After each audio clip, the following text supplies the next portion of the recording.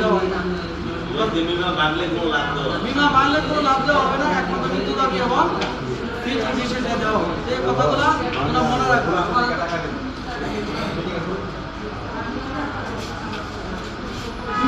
বিমায় কোনো সুদ আছে কিনা এটাই শেষ করে আমরা। বিমা কোনো সুদ আছে কিনা? বিমা কি কোনো সুদ আছে? না না হ্যাঁ না, আমার প্রমাণ দিতে পারেনি। বিমা সুদ আছে না? কারণ এটা একুরিট তো আর কইতাছে না যে এত টিহা আমরা দিব, চুক্তিপত্র কোনো লেখা নাই। মানে যা জমাইব তা লেখা আছে, কিন্তু দিব কত এটা কোনো উল্লেখ নেই। বিমাতে কোনো ফিক্স টাকা দেওয়ার কোনো অঙ্গীকার নাই।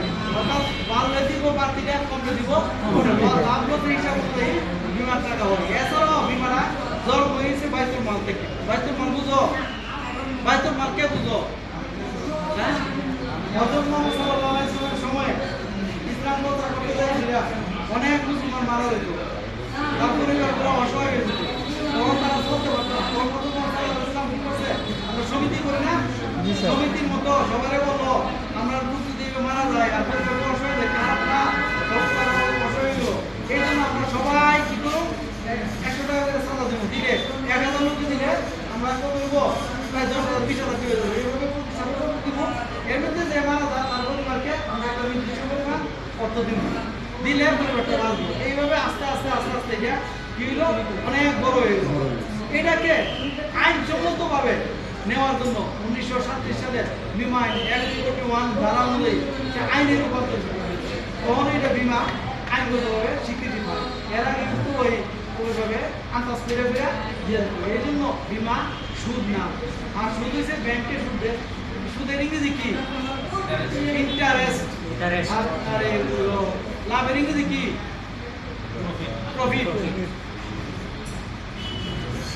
তাহলে প্রফিট শব্দের অর্থ হচ্ছে কি? লাভ। আর ইন্টারেস্ট হচ্ছে সুদ। তাহলে আমাদের বিমাটা কি সুদ না লাভ? লাভ। তাহলে আমরা অনেকে গেলে পিন্নামূলবি কইরা দেন না। পিন্নামূলবি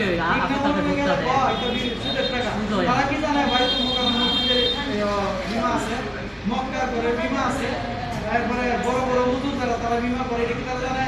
তারা করে সুদ। এটা কইছে না আমরা গ্রাম অঞ্চলে এটা কি করে বিমা নষ্ট করে মহিলাদের কাজ করতে দেন। আমরা তোমরা মহিলা কাজ করো না, করনি? তোমাদের বিরুদ্ধে অনেক কথা মানুষে বলে না, এটা সত্যি কাজ করতেছো।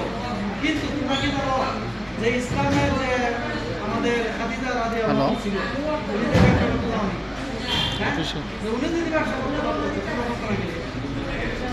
তোমরা ওই সব উদাহরণ বই করে তোমরা এগুলো বুঝবা, তারপর শুনবা, তাহলে তোমাদের কোনো সমস্যা হবে না। কথা বলছি, আমি তোমাদেরকে নিয়ে এজিএম যারা আছে তাদেরকে নিয়ে 10 মিনিট আমি ওই জায়গায় বলবো। কারণ আমরা তো টিভি দিই না, সিনেমা দিই না, সিনেমা দেখলে মনে করে স্বামী স্ত্রী বললো, বসলো, আর বুঝুর লোক বসলো, আবার ছোট আবুদে বসলো। এর মধ্যে কিছু কিছু জিনিস আছে আমি তো বুঝে না, এটা দেখতে হাল